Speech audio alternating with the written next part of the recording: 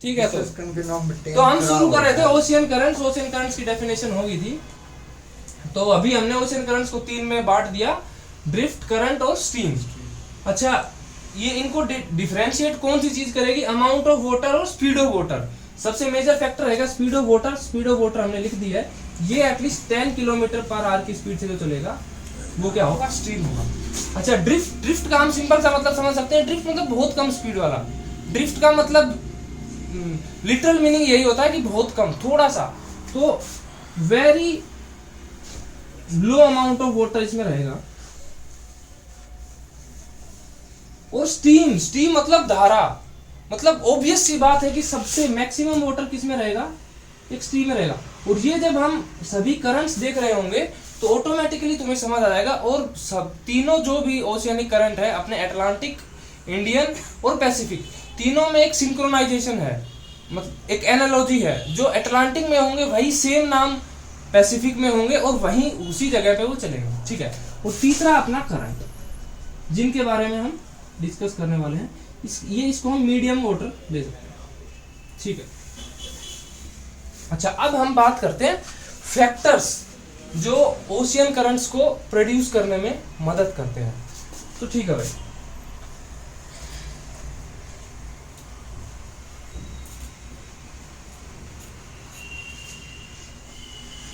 तो देखो भाई, मैं वैसे तो बहुत सारे फैक्टर्स हैं, लेकिन इन फैक्टर्स को मैं एक बड़े ही कॉम्प्रिहेंसिव वे में दो डिवीजन कर रहा हूं इनकी। नंबर एक, कोजेटिव फैक्टर्स।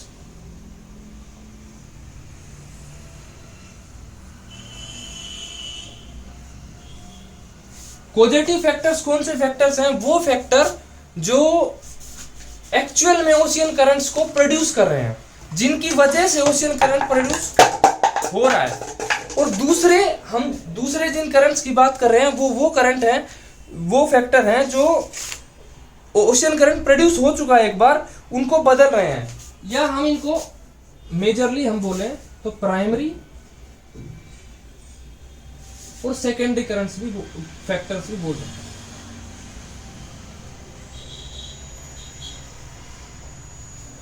अच्छा, पहले मैं एक गोल्डन रूल यहां पे दे रहा हूं आपको कि वैसे तो बहुत सारे मल्टीपल फैक्टर्स हैं, लेकिन दो फैक्टर्स जो घूम फिर पे जिन पे ही सारी बात आएगी वो हैं प्रिवेलिंग विंड्स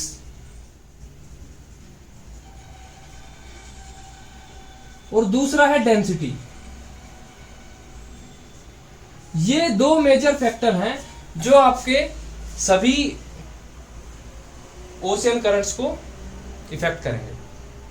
अच्छा, दूसरा, हम अगर ओशियन करंट्स को डिवाइड करना चाहें, पहले मैं एक डिवीजन बता देता हूं, वार्म करंट और कोल्ड करंट। चलिए इन पे बाद में आते हैं, पहले फैक्टर समझ लेते हैं। तो प्राइमरी फैक्टर्स में मैंने जैसे सबसे पहला फैक्टर आपको बताया प्रीवेलिंग विंड्स। इससे इंपॉर्टेंट फैक्टर कोई भी नहीं है। प्रीवेलिंग विंड्स आपकी कौन कौन सी होगी? ट्रेड विंड्स हो गई, वेस्टर्लीज, ईस्टर्लीज। दूसरा, सेंट्रीफ्यूगल फोर्स। तीसरा,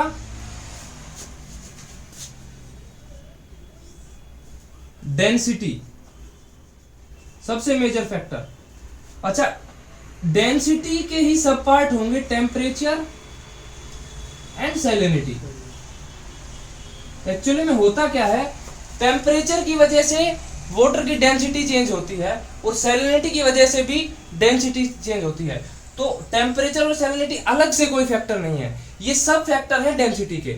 मतलब हम चेक करेंगे कि टेम्परेचर की वजह से डेंसिटी पे क्या फर्क पड़ रहा है, और फिर हम, और डेंसिटी का गोल्डन रूल ये है कि हमेशा करंट फ्लो करेगा लो डेंसिटी से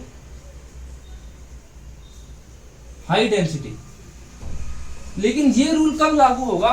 only on the surface of water, surface के बिलो। अभी हम समझेंगे कि ओशियन करंट केवल सरफेस पे ही नहीं चल रहे हैं, एक ओशियन करंट नीचे भी चल रहा है, सब सरफेस करंट जिसको हम बोलते हैं, और वहां वो करंट हाई डेंसिटी से लो डेंसिटी की तरफ चल रहा होगा, उसका भी हम कारण समझेंगे।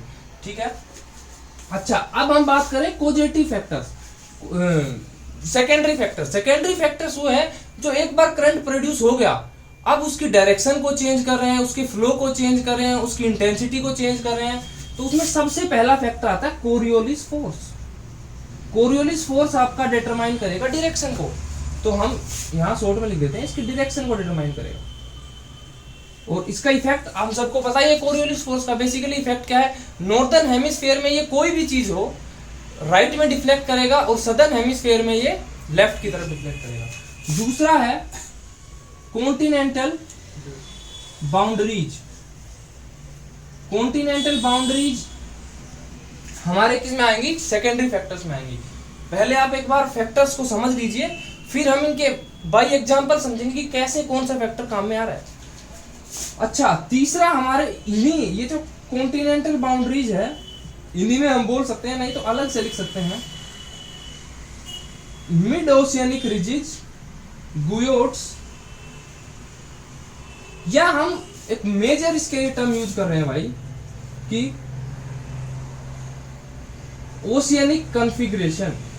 मतलब एक बार करंट प्रोड्यूस हो गया, लेट से एक बार करंट प्रोड्यूस हो गया, वो चल रहा है, अब ये समंदर है, ये समंदर है, और यहां बीच में जो समंदर के अंदर भी क्या होते हैं भाई, बहुत सारे अलग अलग स्ट्रक्चर्स होते हैं। वोल्केनो, जैसे लेट से हम मिड ओशियनिक रिज की बात करें, मिड ओशियनिक रिज हिमालय से बहुत लंबी है, 2 से 3 गुना लंबी है मिड ओशियनिक रिज, समझ रहे हो। उसको टकरा के उसकी इंटेंसिटी, उसकी डायरेक्शन और उसका चेंज आता है, ठीक है। तो ये चेंज करेंगे किसको, करंट के फ्लो को। ओके, तो अभी हम समझते हैं कि ओशियन करंट्स का डिवीजन, ठीक है, इतना समझ आया।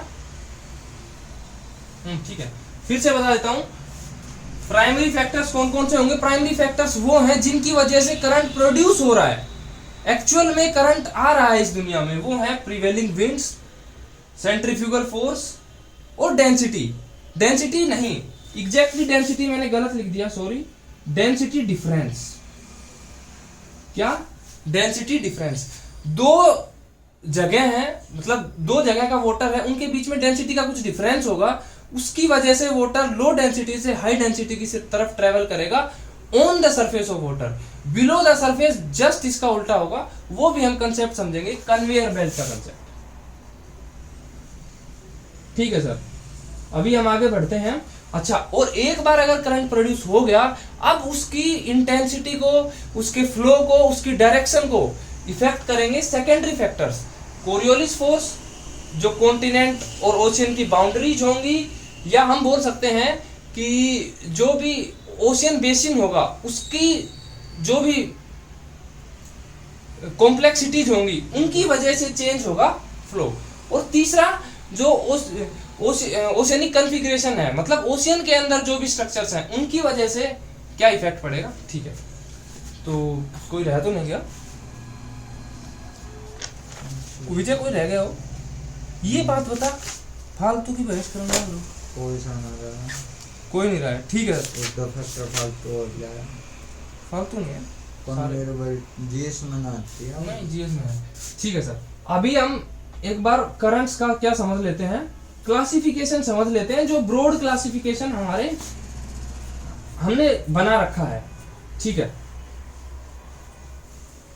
तो ओशियन करंट्स को हम 2 तरीके से डिवाइड करते हैं। रोक दे वीडियो। ओके, अब हम पढ़ रहे हैं क्लासिफिकेशन। तो 2 ब्रॉड क्लासिफिकेशन किए जाते हैं। नंबर 1 उनके नेचर को लेके, कोल्ड और वार्म। देखिए, कोल्ड वार्म टेम्परेचर से उनका कोई लेना देना नहीं है। कोल्ड वार्म का मतलब है रिलेटिव टेम्परेचर से। कहने का मतलब क्या है कि अगर एक बीकर में पानी है हमारे पास 10 डिग्री सेल्सियस पे और दूसरे बीकर में 12 डिग्री सेल्सियस है, तो 12 वाले को हम वार्म बोलेंगे और 10 वाले को कोल्ड बोलेंगे। वहीं अगर हमारे पास 8 डिग्री सेल्सियस पे कोई पानी है तो उसको हम कोल्ड बोलेंगे और 10 वाला अब वार्म बन जाएगा। मतलब सारा खेल किसका है, रिलेटिव टेम्परेचर का है। अच्छा, इनके लिए हम आपको 2 गोल्डन रूल बता रहे हैं। नंबर 1, जब भी करंट इक्वेटर से यानी लोअर लैटिट्यूड से हायर लैटिट्यूड में जाएगा तो लोअर लैटिट्यूड वाला करंट वार्म होगा और हायर लैटिट्यूड वाला करंट वार्म होगा, कोल्ड होगा। ठीक है, और जो भी हायर लैटिट्यूड से कोई करंट आ रहा होगा तो वो कोल्ड होगा ऑब्वियसली, और लोअर लैटिट्यूड से जो करंट जा रहा होगा वो, ठीक है, दोनों तरफ डायरेक्शन का मतलब है लोअर से हायर में जा रहा है तो वार्म है और हायर से लोअर में आ रहा है तो कोल्ड है। दूसरा हमने अभी अभी करंट्स का क्लासिफिकेशन किया था, क्या क्या था? ड्रिफ्ट, किसी करंट को हम ड्रिफ्ट बोलेंगे, किसी करंट को हम करंट ही बोलेंगे सिंपल, और किसी करंट को हम बोलेंगे स्टीम। ये हमने दो चीजों पे डिपेंड कराया था, नंबर एक वेलोसिटी और नंबर दो अमाउंट ऑफ वाटर। तो ये सभी चीजें हमने समझ ली। अभी थोड़े बेसिकली मैं जो फैक्टर्स थे उनके बारे में थोड़ा थोड़ा बताता हूं और फिर हम आते हैं अटलांटिक करंट पे।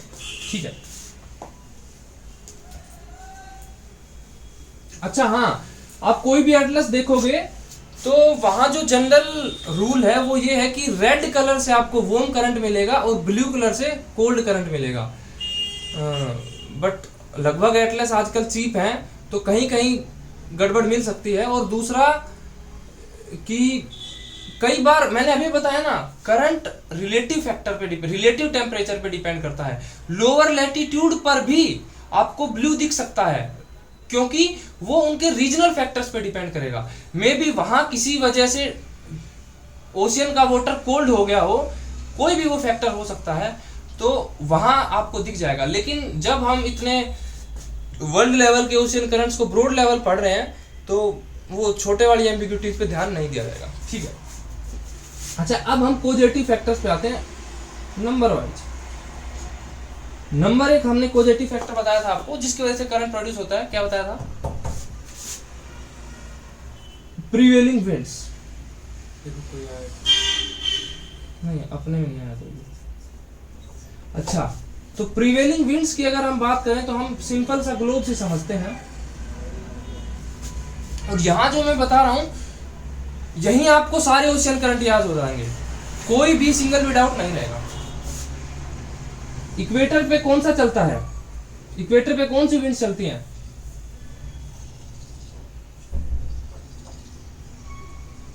इक्वेटर पे हमारे पास चलती हैं भाई ट्रेड विंड्स।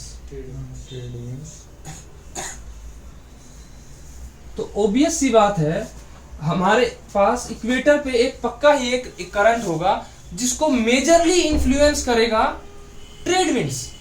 दूसरा फैक्टर हमने क्या बताया? सेंट्रीफ्यूगल फोर्स, या इस फोर्स का दूसरा नाम हम इनर्शिया भी बोल सकते हैं, इनर्शियल फोर्स।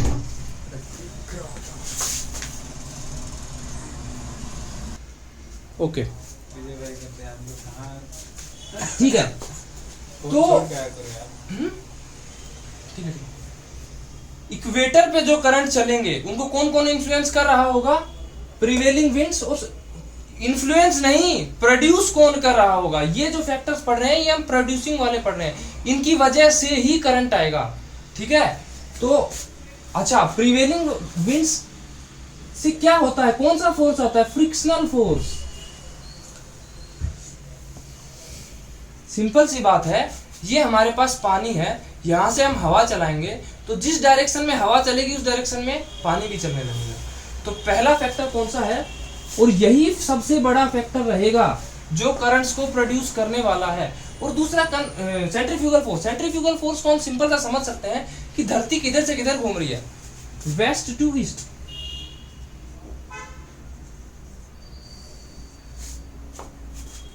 और कोई भी फोर्स लगता है तो Newton's third law of motion कहता है कि to every force there is equal and opposite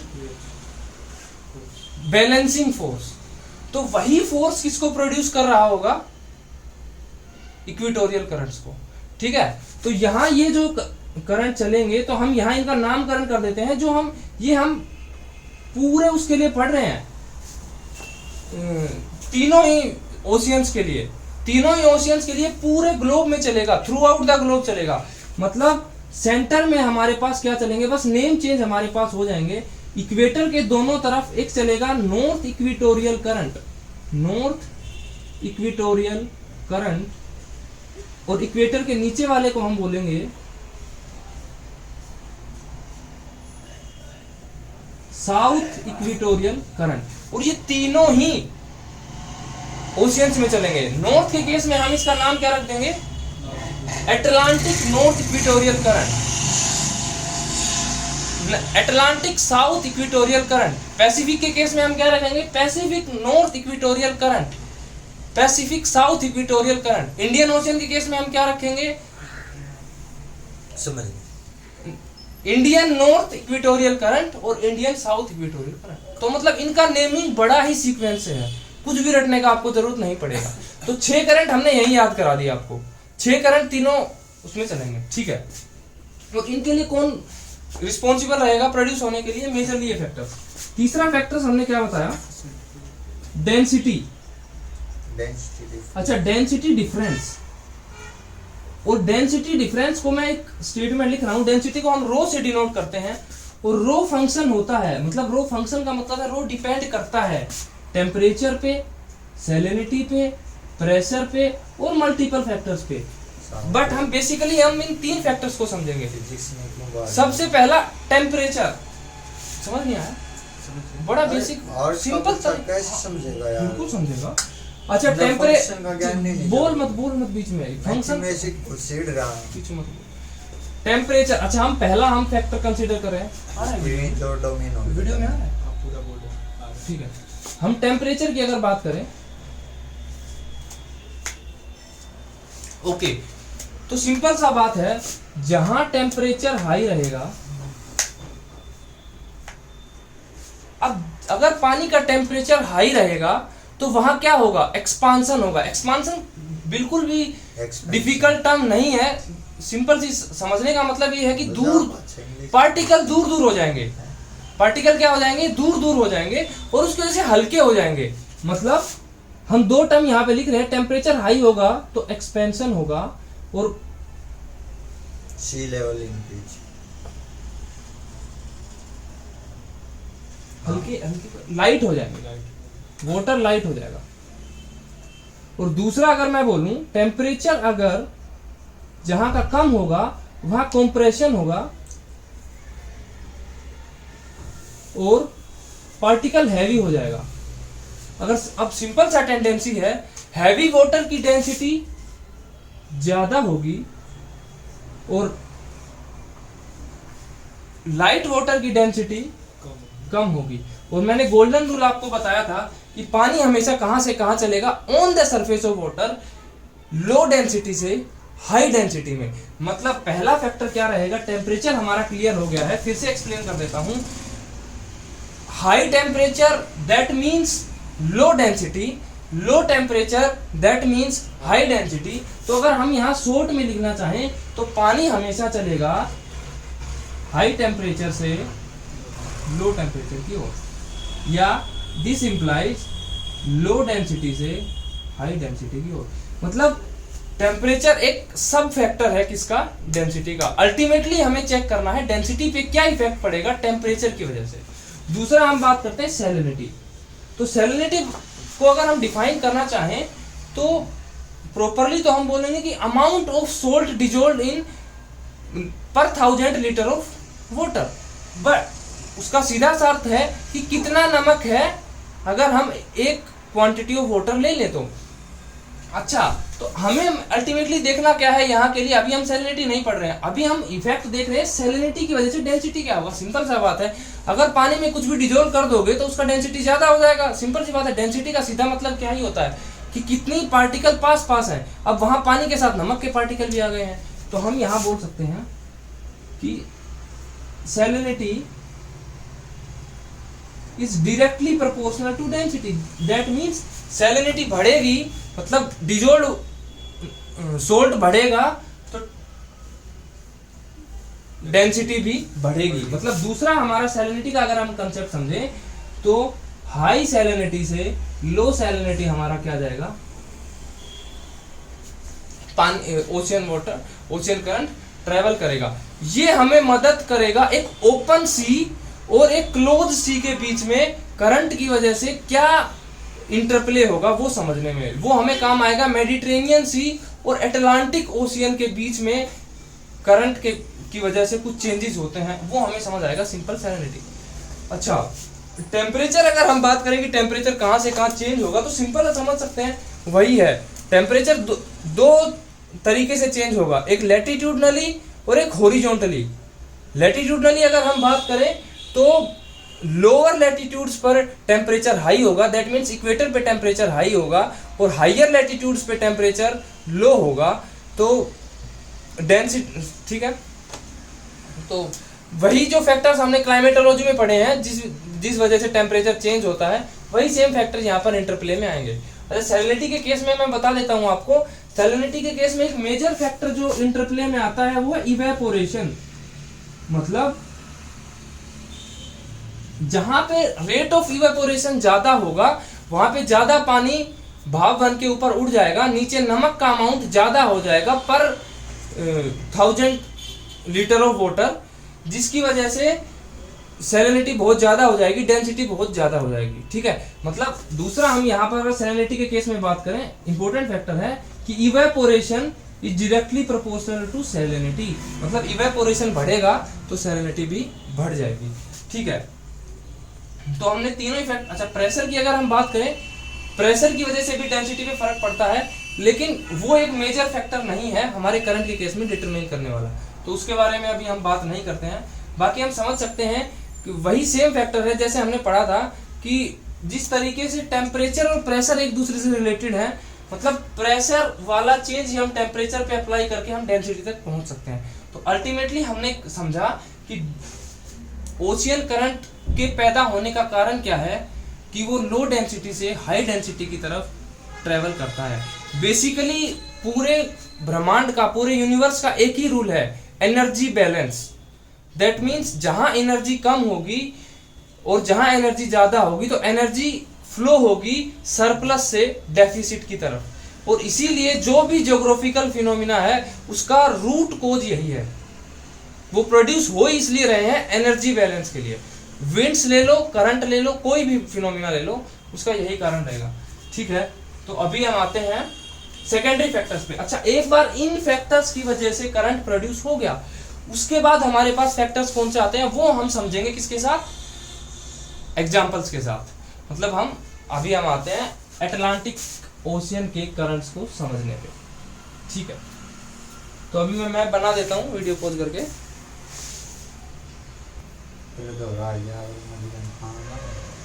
चलिए, हमारा मैप बन के तैयार हो गया है। ठीक है, जैसा भी बना है ठीक है, मतलब कुल मिला के। हाँ, तो अब हम ओशियन करंट समझ रहे हैं। ये कौन सा अटलांटिक बेसिन है। अच्छा, बेसिन्स मैं आपको बताने भूल गया, हम मेजरली 6 बेसिन्स में डील करते हैं। मतलब हमारे पास 3 मेजर ओशियन है, कौन कौन से, अटलांटिक, पैसिफिक, इंडियन। तो अटलांटिक के केस में एक नॉर्दर्न अटलांटिक बेसिन, एक साउदर्न अटलांटिक बेसिन, पैसिफिक में नॉर्दर्न और सदर्न, और इंडियन में नॉर्दर्न और सदर्न। तो अटलांटिक और पैसिफिक के मेजर करंट्स मोर और लेस सेम है। दिख रहा है वीडियो में, दिख रहा है ये नोटबुक। तो हम उनको एक ही मैप में समझ लेंगे, अलग अलग मैप उनके लिए जरूरी नहीं है। और दूसरा, हमारा एनालॉजी भी एक डेवलप हो जाएगा, मतलब जो उसमें है वो उसमें भी है, सेम टू सेम डिट्टो। और यहाँ हमें दो क्लासिफिकेशन हमें याद रहना चाहिए। पहला classification warm current, cold current. दूसरा क्लासिफिकेशन बताइए, ड्रिफ्ट, करंट, स्टीम। यहां हम देखना, किसी का हम बोलेंगे कि नॉर्थ अटलांटिक ड्रिफ्ट, किसी का हम बोलेंगे गल्फ स्ट्रीम, किसी का बोलेंगे हम विंड ड्रिफ्ट, किसी को बोलेंगे हम कैनेरियन करंट। तो वो मैंने आपको पहले ही समझा दिया कि किसको हम करंट बोल रहे हैं और किसको हम ड्रिफ्ट बोल रहे हैं और क्यों बोल रहे हैं। ठीक है, इसके बाद कन्वेयर बेल्ट का कंसेप्ट है, वो मैं समझाता हूँ आपको। ठीक है, तो सबसे पहला, अच्छा मैंने डायग्राम थोड़ा सा तरीके से बनाया है मच्छर लड़ रहे हैं यार तुम्हारा, वो कहाँ है लाओ, ताकि हम समझ सके कंसेप्ट कौन सा इस चीज का, जो फैक्टर्स इफेक्ट करते हैं हमारे ओशियनिक सर्कुलेशन को। तो पहला जो सबसे बेसिक करंट जो सबसे पहले जनरेट होता है, उस करंट का नाम मैंने पहले भी आपको बता दिया है, एक बार फिर से बता देता हूं। और ये जो करंट है, कंटिन्यूटी कर भाई, नो एक के बताओ फिर टाइम की। ये जो करंट है ये तीनों ही ओशियंस में चलेगा वर्ल्ड वाइड। बीच में कॉन्टिनेंट आ गया है, इसी वजह से वो टूट गया है, बट धरती तो पूरी एक साथ घूम रही है। और इसको प्रोड्यूस करने वाले दो फैक्टर कौन कौन से थे?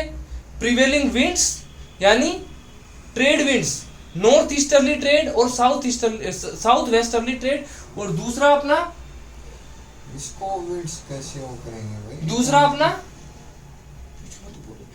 अपना कौन है दूसरा?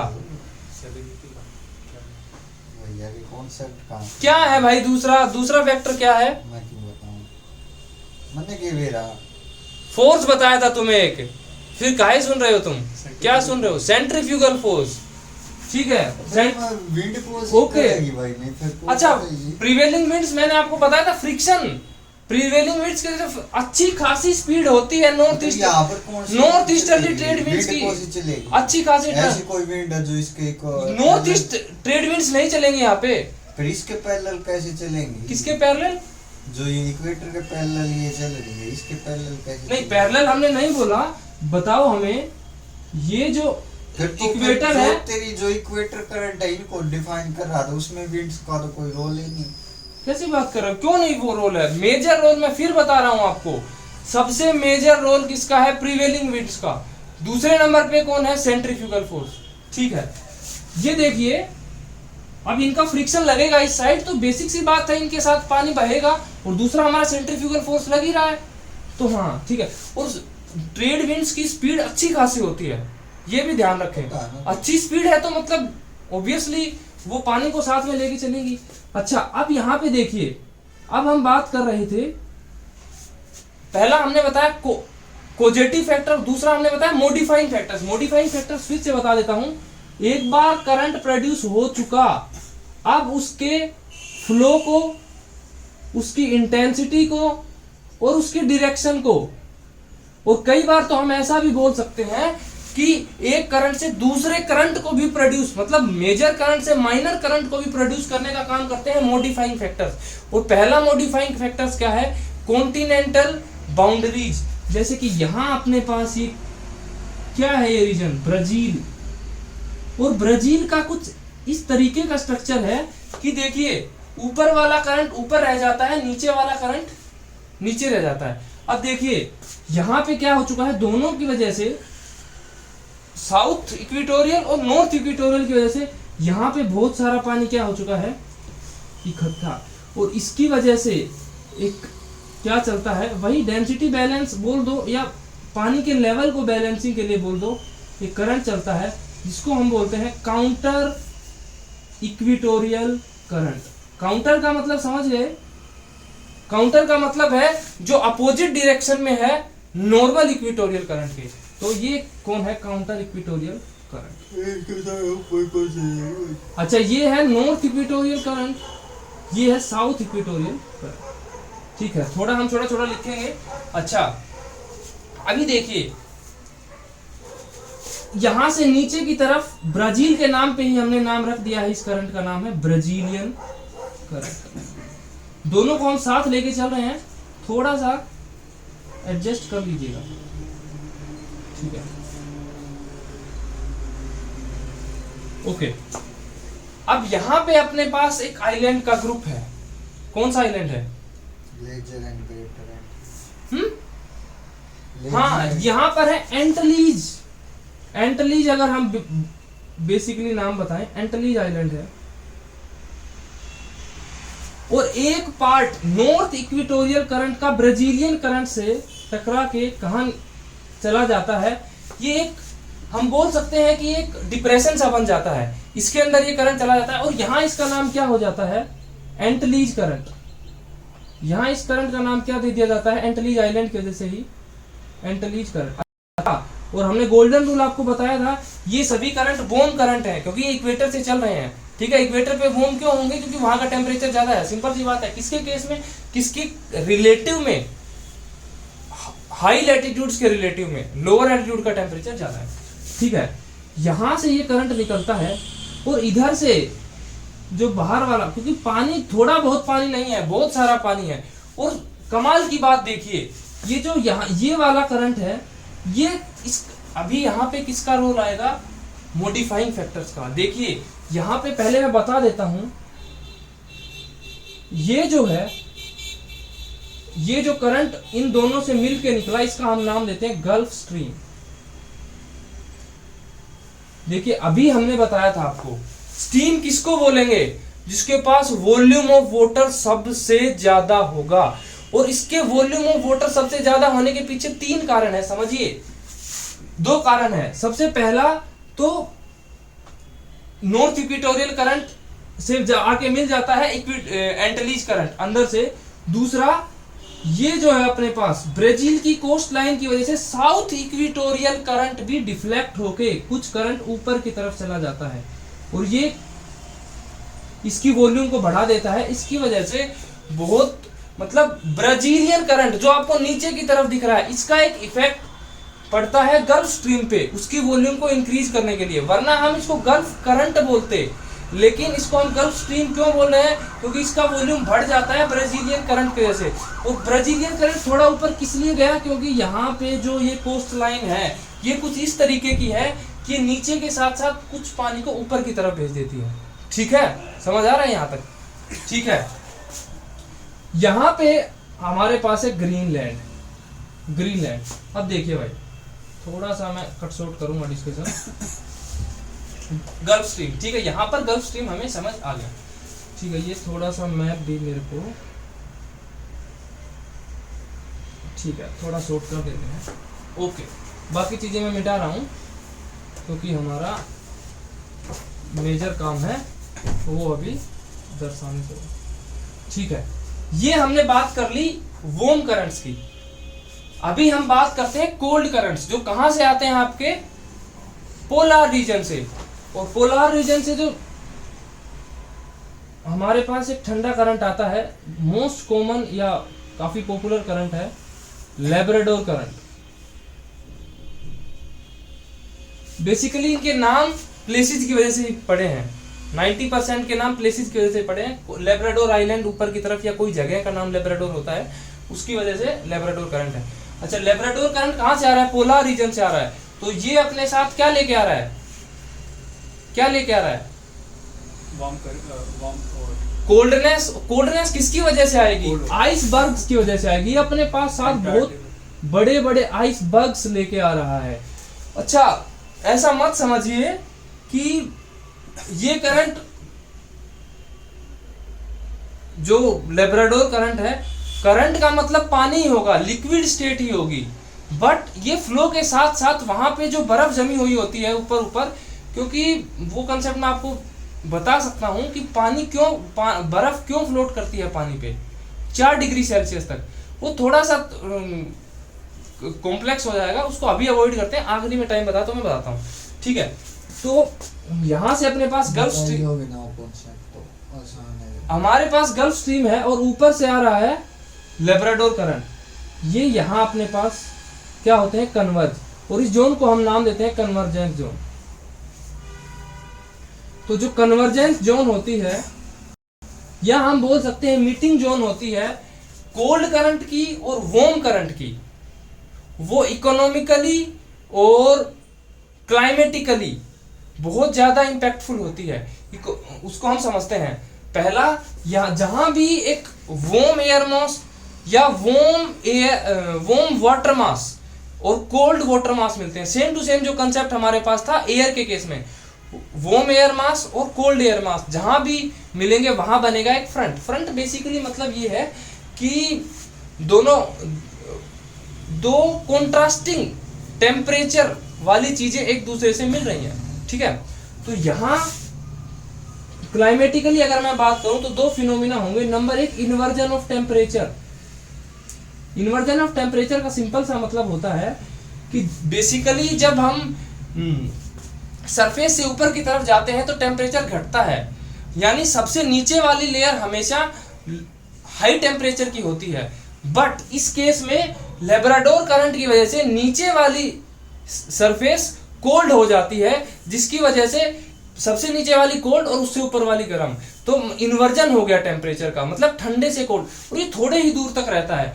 वो हमने क्लाइमेटोलॉजी में पढ़ा था, तो इसको इन्वर्जन ऑफ टेम्परेचर। और इन्वर्जन ऑफ टेम्परेचर से क्या बनते हैं?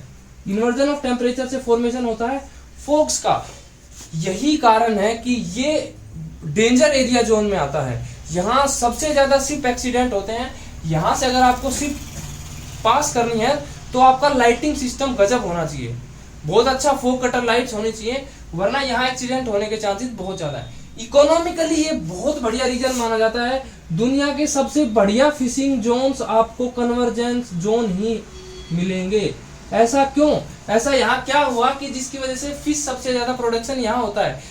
बिकॉज कोल्ड वाटर की डेंसिटी वार्म वाटर से ज्यादा होती है। कोल्ड वाटर अपने साथ बहुत ज्यादा न्यूट्रिएंट्स लेके आता है, जिसकी वजह से वहां पे फाइटोप्लैंक्टन्स की ग्रोथ होती है। उन फाइटोप्लैंक्टन्स को खाते हैं जू प्लैंक्टन्स। जू प्लैंक्टन मतलब छोटी मछलियां, और जिनकी वजह से ग्रोथ होती है बड़ी मछलियों की। और दूसरा फैक्टर है कन्वीनियंस ऑफ टेम्परेचर। यहाँ टेम्परेचर ना तो हाई है ना लो है, ये सबसे कन्वीनियंट टेम्परेचर है। तो दो फैक्टर है जिनकी वजह से ये फिशिंग जोन बनती है। नंबर एक, न्यूट्रिएंट जो हमारा कोल्ड करंट लेके आ रहा है, और नंबर दो, टेम्परेचर कन्वीनियंट है, ठीक है। तो ये हमारे सबसे बड़े फिशिंग जोन्स हैं। यहाँ के आसपास के इलाके आपको देखेंगे, यहाँ का मेजर जो इकोनॉमी है वो उसमें एक मेजर रोल प्ले करेगी फिशिंग सेक्टर, ठीक है। उसके बाद हम आगे चलते हैं। लेब्राडोर करंट ऊपर से आया, इधर से अपने पास ऊपर से आता है, ये ग्रीनलैंड है तो इसको बोलते हैं ग्रीनलैंड करंट। ये भी अपना कैसा करंट है? कोल्ड करंट है। अच्छा, और यहाँ एक आइलैंड है, या हम यहाँ एक और चीज है। अब हम बात कर रहे हैं किसकी? अब हम बात कर रहे हैं मॉडिफाइंग फैक्टर्स की। मॉडिफाइंग फैक्टर्स में तीसरा फैक्टर हमने बताया था कि ओशियनिक बेसिन भी एक मेजर रोल प्ले करता है बने हुए करंट को मॉडिफाई करने में। और किस किस तरीके से मॉडिफाई करेगा? उसकी स्पीड को कम या ज्यादा कर देगा, उसकी इंटेंसिटी को कम या ज्यादा कर देगा, या उसकी डायरेक्शन को चेंज कर देगा। तो यहाँ पे अटलांटिक के बीचों बीच एक बहुत बड़ी रिज है, या मतलब हम बोलते हैं बहुत सारे माउंटेन्स का एक रिजिज का एक ग्रुप है, जिसको बोलते हैं मिड ओशियनिक रेंजेस। जो कहीं कहीं जैसे हमारे पास यहाँ आइलैंड है, आइलैंड एक मिड ओशियनिक रिज का ही पार्ट है, और वो समुद्र से बाहर निकला हुआ है। मतलब जहां मिड ओशियनिक रिजिज बाहर आ जाती हैं वही आइलैंड होते हैं, ठीक है। तो ये मिड ओशियनिक रिज से टकरा के इसकी स्पीड क्या हो जाती है? गल्फ स्ट्रीम की स्पीड कम हो जाती है। अब मेरे को नाम बताएंगे किसका नाम क्या हो जाएगा? स्पीड कम हो गई। मैंने क्लासिफिकेशन पहले इसीलिए बताया था आपको कि बाद में दिक्कत ना आए, नया नाम बताने में आपको अलग ना लगे कि इसका ड्रिफ्ट क्यों बोल दिया, इसका स्टीम क्यों बोल दिया, और इसका करंट क्यों बोल दिया। तो हम हाँ, अगर स्टीम की स्पीड बहुत कम हो गई तो क्या बन जाएगा? ड्रिफ्ट। इसीलिए यहां से जो करंट चलेगा उसको हम बोलेंगे north Atlantic drift. North Atlantic drift. अच्छा, कैसा पानी है ये? वार्म वाटर है। अच्छा, ये जो वार्म वाटर है, पानी का अमाउंट कम नहीं हुआ है, स्पीड कम हुई है, ठीक है। ये वार्म वाटर है, ये जाके टकराएगा इस रीजन में। ये रीजन कौन सा है? लंदन का रीजन है, या हम समझ सकते हैं यूके का रीजन है। और यहाँ एक इस मतलब यहाँ के क्लाइमेट का ही नाम क्या है? British type of climate. और वो स्पेसिफिक नाम इसीलिए पड़ा है क्योंकि वो सबसे बढ़िया क्लाइमेट है। अगर दुनिया की हम बात करें, सबसे बढ़िया फेवरेबल क्लाइमेट की अगर हम बात करें, तो वो यूके का है। हर चीज आप यहाँ पे उगा सकते हो, रहने के लिए सबसे बेस्ट है। अगर हम इनके सेम लैटिट्यूड्स पे कंपेयर करें, अगर मैं ब्रिटिश के कंपैरेटिवली अमेरिका में आऊं तो यहाँ इतनी ज्यादा बर्फ होती है कि यहाँ कोई भी इकोनॉमिक एक्टिविटी करने के लिए हमको मशीनों का यूज करना पड़ता है बर्फ को हटाने के लिए सर्दियों में। लेकिन ऐसा कुछ भी, हमारा मेजरली जो कॉस्ट है वो चला जाता है यहाँ पे बर्फ को हटाने के लिए। और दूसरा, अगर बहुत ठंडा होता है तो वार्मिंग कॉस्ट भी बहुत ज्यादा होती है। भाई घरों को वार्म भी तो रखना होगा। मतलब यहाँ साथ साथ हम ओशियंस के इकोनॉमिक इफेक्ट्स का भी स्टडी कर रहे हैं। अच्छा, अब एक सवाल आता है बच्चों का जनरली कि टेम्परेचर का कितना ही फर्क पड़ता है। तो मैं आपको बता दूं, अगर यहाँ पे 20 डिग्री टेम्परेचर, 20 नहीं 26 डिग्री होता है, मैं बिल्कुल परफेक्ट बता रहा हूँ, इक्वेटर पर यहाँ कितना ही मुश्किल से 2-3 डिग्री का फर्क पड़ता है। क्योंकि पानी में पहले ही ओशन क्लाइमेटोलॉजी में आपने पढ़ा होगा कि पानी के टेम्परेचर को चेंज होने में बहुत ज्यादा टाइम लगता है, जिसको हमने कंसेप्ट से पढ़ा था differential heating of land and water. तो पानी इतनी जल्दी गर्म या ठंडा नहीं होता। मतलब अब एक जाहिर सा सवाल उठेगा कि 2 से 3 डिग्री टेम्परेचर से क्या ही फर्क पड़ जाएगा। मान लो यहाँ अगर -10 डिग्री टेम्परेचर, यहाँ -8 हो जाएगा। भाई -10 से -8 से कितना ही फर्क पड़ जाएगा। लेकिन मुद्दा ये है कि ये बहुत बड़ा अमाउंट ऑफ वाटर है, और वाटर अपने साथ लेके चलता है latent heat of fusion. Latent heat मतलब छुपी हुई हीट, और बहुत ज्यादा अमाउंट ऑफ वाटर है तो उसकी वजह से एक बड़े लेवल पे ये सूदिंग इफेक्ट दे रहा है, मतलब टेम्परेचर को बैलेंस कर रहा है। इसीलिए बहुत अच्छा क्लाइमेट ब्रिटिश का होता है। इनका मतलब नेगेटिव में तो टेम्परेचर बहुत ही कम जाता है, वो तभी जाता है जब सन बहुत ही नीचे हो। मतलब ये जो है अपना नॉर्थ अटलांटिक ड्रिफ्ट, ये बैलेंस करके रखता है टेम्परेचर को ब्रिटिश के। इसीलिए British type of climate one of the best माना जाता है। और किसी साइंटिस्ट ने भी कहा है कि लंदन के लिए तो एक तोहफा है, कौन? North Atlantic drift. ठीक है, अभी हम आगे बढ़ रहे थे, ये हमने समझ लिया। एक सेकंड के लिए। अच्छा, इसका इसी वार्म करंट का इफेक्ट हमें यहां देखने को मिलता है। नॉर्वे, यहां अपने पास है कौन सा, एक कंट्रीज का ग्रुप है जिनको हम बोलते हैं स्कैंडिनेवियन कंट्रीज। Scandinavian countries.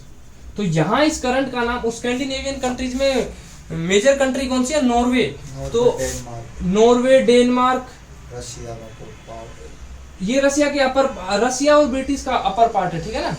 तो यहां इस करंट का नाम हो जाता है नॉर्वेजियन करंट। और नॉर्वेजियन कंट्रीज में भी एग्रीकल्चर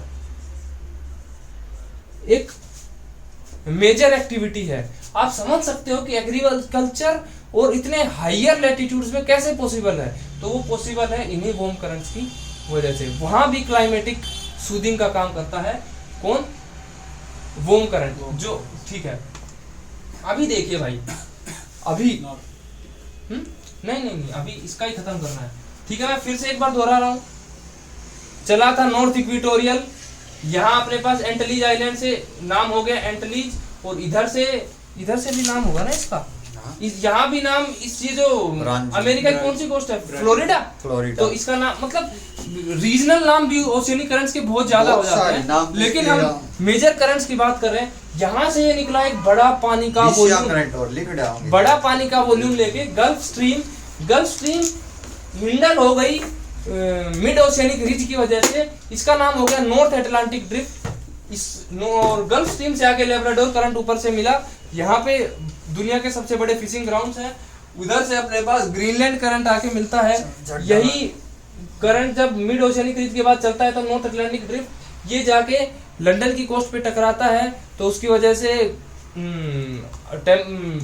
वहाँ का टेम्परेचर जो है टेम्परेचर रिड्यूस करता है। और यही करंट जब आगे नॉर्वेजियन कंट्रीज में जाता है तो इसका नाम हो जाता है नॉर्वेजियन करंट।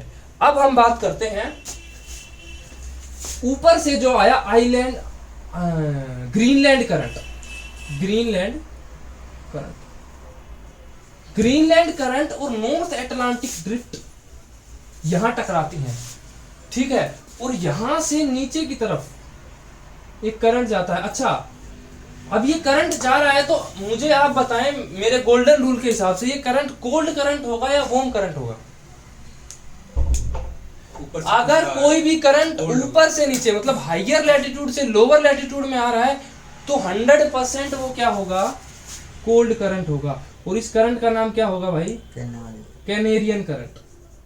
ये भी यहाँ पे कैनेरियन आइलैंड है जहां पे टकराते हैं, इसीलिए इसका नाम गिरा है कैनेरियन करंट। अच्छा, अब मैं यहाँ पे आपको एक, हमने यूजेस हम पढ़ रहे थे ओशियन करंट्स के, साथ ही अलग से मैं नहीं बताऊंगा, एक बार लास्ट में समराइज कर दूंगा सारे यूजेस का। यहाँ भी मैं आपको बताना चाहूंगा कोल्ड करंट और वार्म करंट का सिग्निफिकेंस। हमने क्यों कोल्ड करंट और वार्म करंट को अलग अलग क्लासिफाई किया?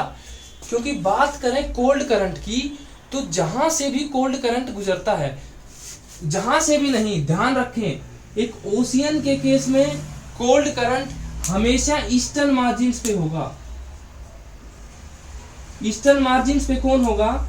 मैं ओशियन की बात कर रहा हूं, कोई भी ओशियन आप कंसीडर कर सकते हो। ईस्टर्न मार्जिन्स पे हमेशा कोल्ड होगा और वेस्टर्न मार्जिन्स पे हमेशा वार्म होगा। और इसका जस्ट उल्टा, क्योंकि ओशियन से जस्ट सटा कौन होगा? कॉन्टिनेंट। कॉन्टिनेंट का वेस्टर्न मार्जिन, कॉन्टिनेंट का वेस्टर्न मार्जिन हमेशा कौन होगा? Cold current. तो हमने क्या समझा, फिर से मैं बता रहा हूं कि एक कोल्ड करंट हमेशा कॉन्टिनेंट के वेस्टर्न मार्जिन और ओशियन के ईस्टर्न मार्जिन पे फ्लो होगा, और एक वार्म करंट हमेशा कॉन्टिनेंट के ईस्टर्न मार्जिन और ओशियन के वेस्टर्न मार्जिन पे फ्लो होगा। मतलब सीधी सी बात है, अगर ये ओशियन है तो ये ईस्ट है, ये वेस्ट है, और ये अगर कॉन्टिनेंट है तो ये इसका वेस्ट है और उधर वाला ईस्ट है। समझ गए सीधी सी बात? अच्छा, तो हमने क्यों पढ़ा? तो इसका सिंपल सा मतलब ये है कि जहां से भी कोल्ड करंट गुजरेगा वहां पे वो ऐसी कंडीशंस इंड्यूस कर देगा कि वहां पे रेट ऑफ इवापोरेशन बहुत कम हो जाएगा, जिसकी वजह से वहां पे प्रेसिपिटेशन नाम मात्र होगा, ना के बराबर होगा। इसीलिए कोल्ड करंट्स जहां से भी गुजरेगा वहां डेजर्ट लाइक कंडीशन वो इंड्यूस कर देगा। मतलब कोल्ड करंट क्या इंड्यूस कर देगा? Desert like conditions, desert like condition. और दुनिया के मेजर करंट्स आपको, मेजर डेजर्ट्स आपको कोल्ड करंट्स के साथ साथ मिलेंगे। और दूसरा हम तरीके से कहें तो कॉन्टिनेंट्स के वेस्टर्न मार्जिन, कॉन्टिनेंट्स के वेस्टर्न मार्जिन पे आपको दुनिया के मेजर करंट्स मिलेंगे। बात करें हम एटाकामा डेजर्ट की या हम नैनी डेजर्ट की बात करें अफ्रीका में, अगर सहारा एक इंटरनल डेजर्ट है, कभी इनर डेजर्ट है, सहारा पे इफेक्ट बिल्कुल भी नहीं पड़ रहा करंट का। सहारा एक इनर कॉन्टिनेंटल डेजर्ट है, सहारा यहाँ है, हम इस डेजर्ट की बात करें, यहाँ डेजर्ट बनता है, इसका नाम नैनी है। ठीक है भाई? नैनी नाम में भी थोड़ा डिफर हो सकता है, मेरे को यहाँ तक याद है। ठीक है? और इधर भी अपने पास देखेंगे हम डेजर्ट्स का फॉर्मेशन होता है।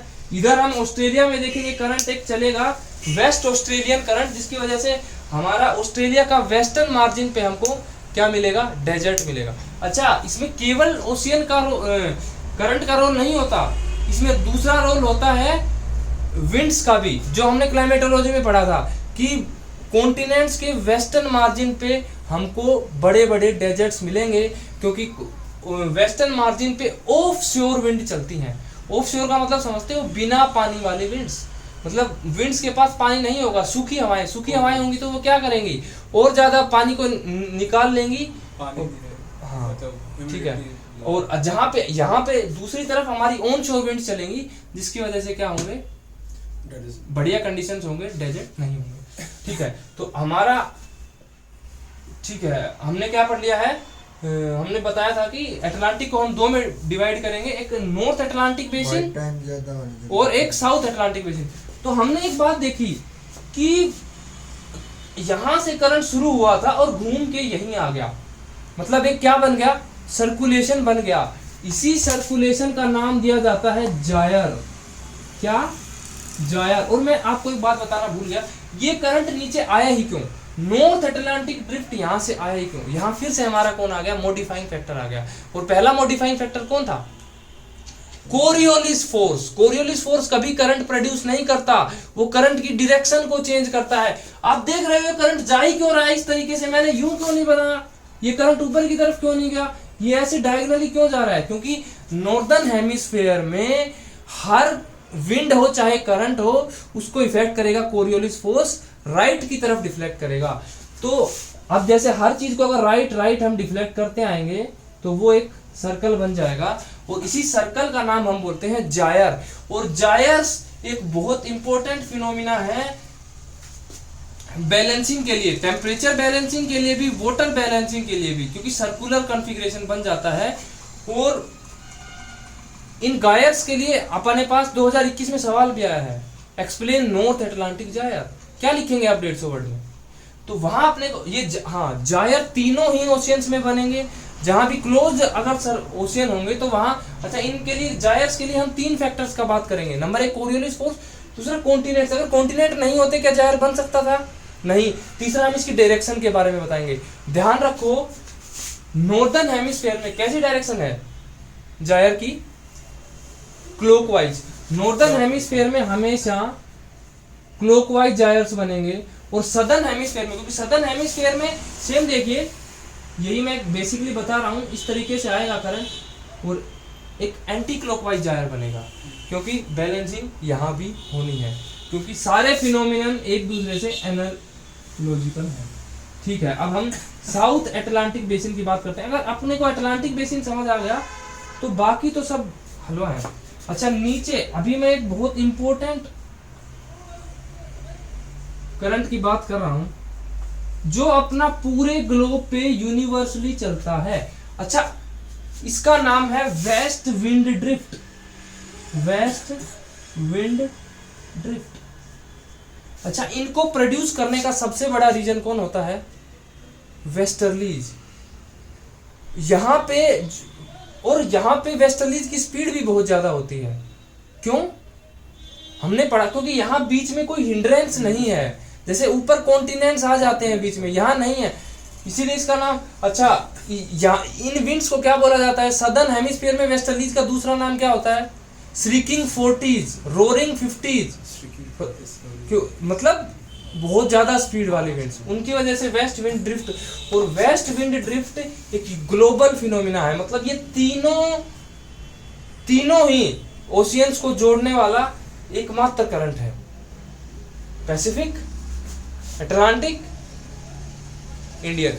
इसीलिए इसका पहले पता नहीं था, इसका, क्योंकि ये बहुत नीचे है, यहाँ कोई जाता भी नहीं था। ये पता लगा जब ओशियनिक, जो पैसिफिक ओशियन के न्यूट्रिएंट हैं वो हमें इंडियन ओशियन में मिले, तो पता लगा कि ये कहाँ से आ रहे हैं, ये कौन ला रहा है इनको।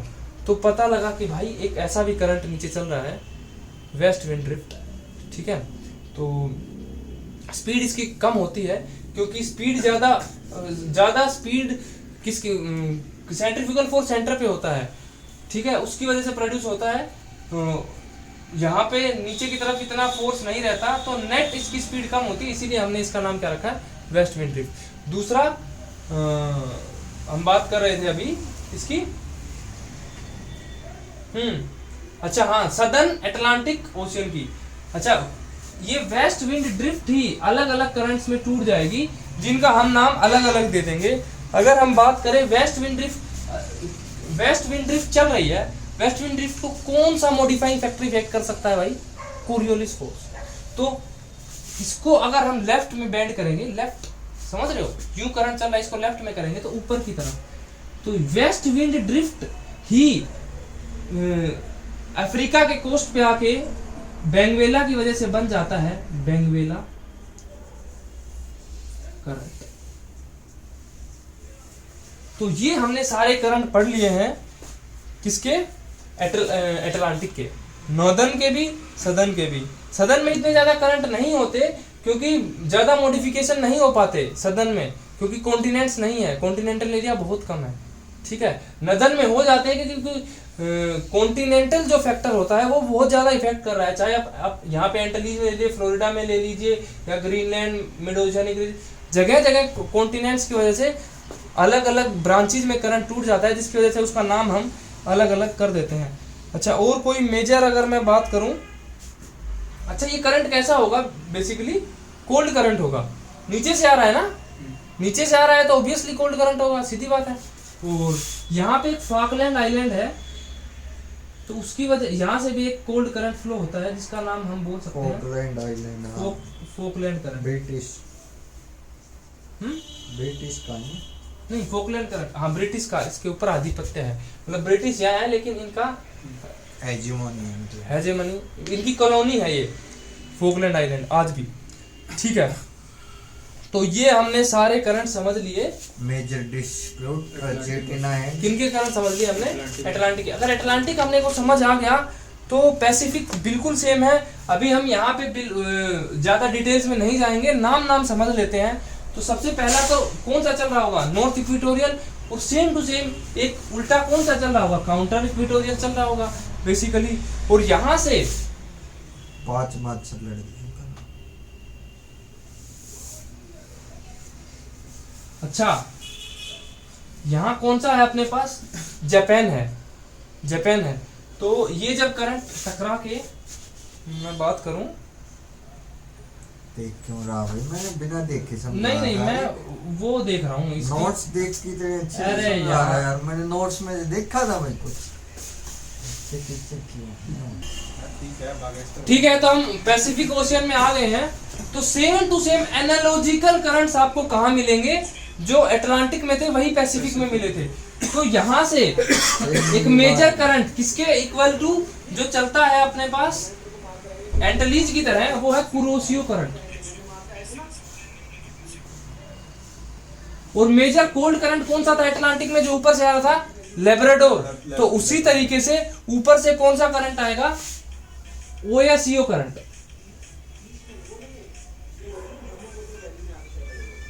ओएससीओ करंट क्या रहेगा, अपना कोल्ड करंट रहेगा, ये ऊपर से आएगा। और सेम टू सेम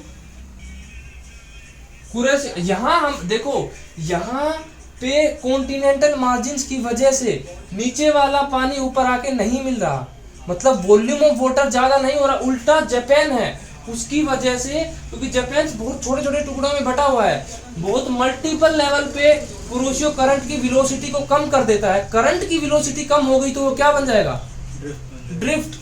इसीलिए इसको बोलते हैं नॉर्थ पैसिफिक ड्रिफ्ट।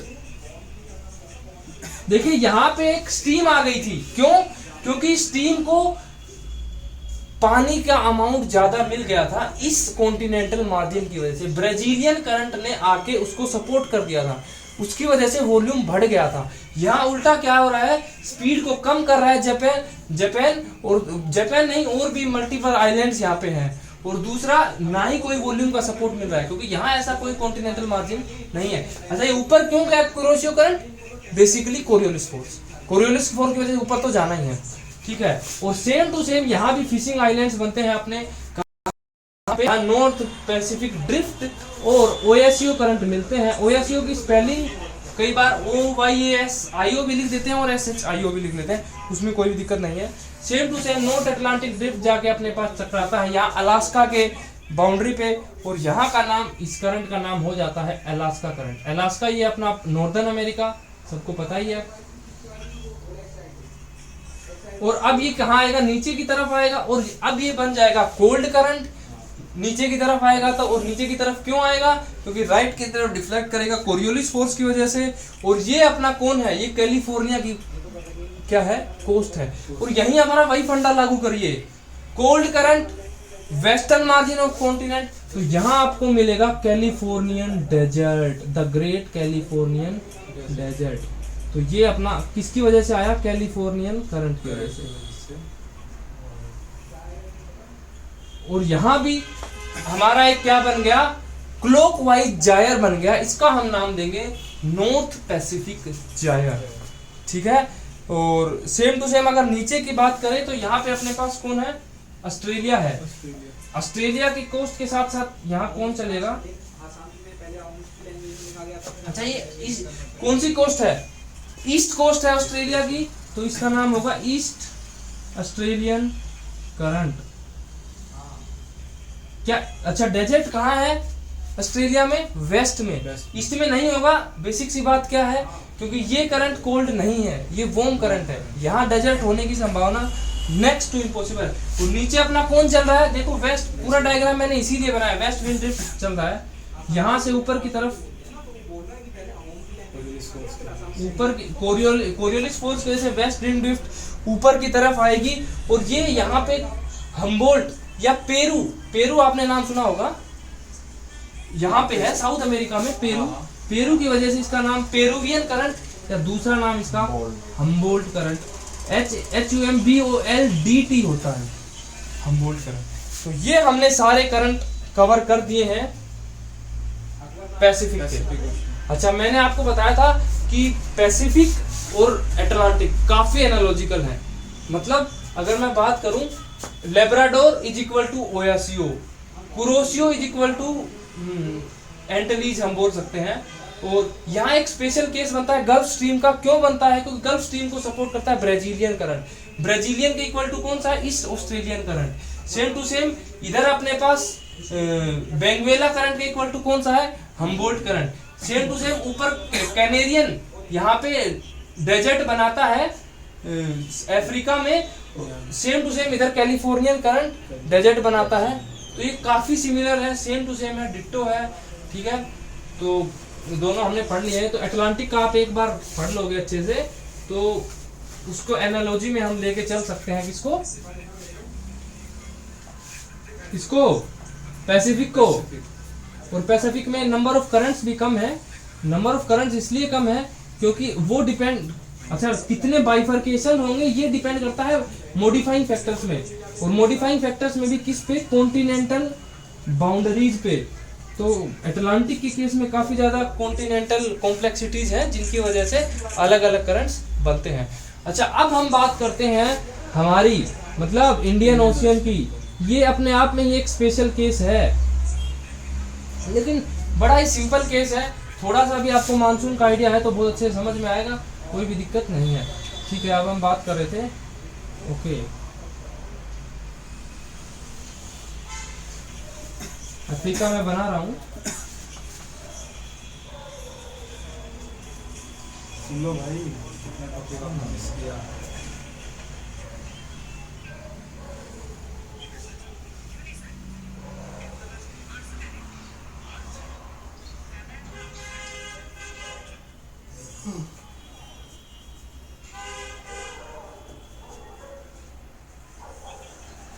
अच्छा, और